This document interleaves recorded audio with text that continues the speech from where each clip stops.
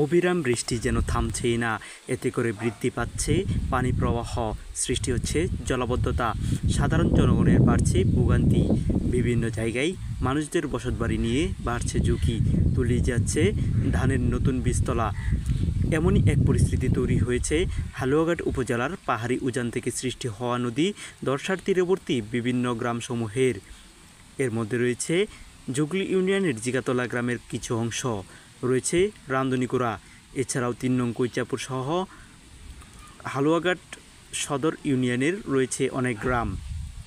সম্প্রতি সময়ে উজান থেকে ধেয়ে আসা পানি অতিবৃষ্টির কারণে সৃষ্টি হয়েছে নানা জলাবদ্ধতা, বেড়েই চলছে ভোগান্তি। দর্শা নদীর তীরবর্তী অঞ্চলের ব্যাপক ক্ষয়ক্ষতি সাধিত হয়েছে এই জলাবদ্ধতায়। বিভিন্ন স্থানে সড়কের ক্ষতি সাধিত হয়েছে, ভেঙে গেছে বিভিন্ন অংশ। এতে করে পরবর্তী সময়ে যোগাযোগের ক্ষেত্রে দেখা দিবে যথেষ্ট ভোগান্তি। ২ নং জুগলি ইউনিয়নের রামধনীকুড়া গ্রামের নদীর তীরবর্তী সড়কগুলো ব্যাপক ক্ষতিগ্রস্ত হয়েছে। পানি চলে গেছে অনেকের বসতবাড়িতে, ঝুঁকিতে রয়েছে মাটির তৈরি কাঁচা দালানঘরসমূহ।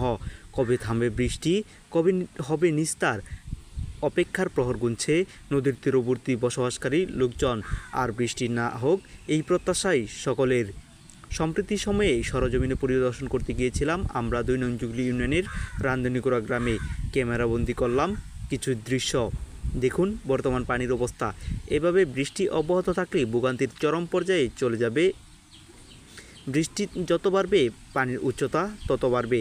গতকাল আরও উচ্চতা দিয়ে পানি প্রবাহিত হচ্ছিল, যদিও বর্তমান সময়ে পানি প্রবাহের উচ্চতা অনেকটাই কম। আমাদের পরিদর্শনের এই ভিডিওটি আপনাদের সাথে শেয়ার করলাম। আপনাদের সাথে আপনারা যদি এদিকে আসেন তাহলে দেখতে পারবেন এই পরিস্থিতি শুধু এই জায়গায় নয়, হালুয়াঘাটের বিভিন্ন জায়গায় এর চেয়ে বেশি জলাবদ্ধতা সৃষ্টি হয়েছে। হালুয়াঘাট উপজেলার দক্ষিণ অঞ্চলের ইউনিয়নসমূহে ব্যাপক জলাবদ্ধতা এবং বন্যার প্রাদুর্ভাব দেখা দিয়েছে। সম্প্রতি সময়ে হালুয়াঘাট উপজেলার নির্বাহী কর্মকর্তা জনাব আবিদুর রহমান স্যার হালুয়াঘাট উপজেলার বিভিন্ন জলাবদ্ধ স্থান পরিদর্শন করেছেন এবং এ ব্যাপারে সিদ্ধান্ত নিয়েছেন। ইতিমধ্যে অনেক জায়গায় পরিদর্শন করেছেন তিনি, যা প্রশংসার যোগ্য।